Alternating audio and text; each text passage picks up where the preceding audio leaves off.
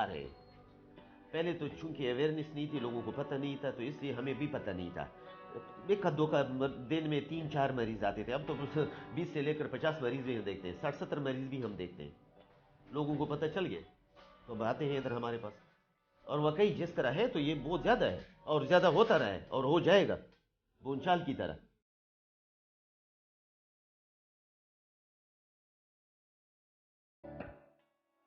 इस डिज़ीज़ के ज़्यादा इफ़ेक्ट्स जो हैं सोशली वो फीमेल बेयर करती है, ठीक है, because she is care taker of the house.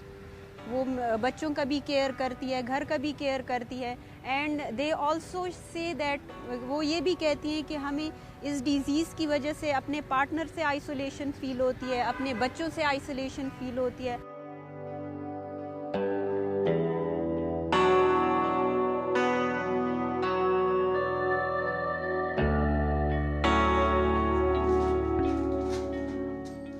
Drug का ना होना जो ना ये है कि मरीज़ सफ़र होते रहेंगे जब तक ड्रग अवेलेबल नहीं होगा।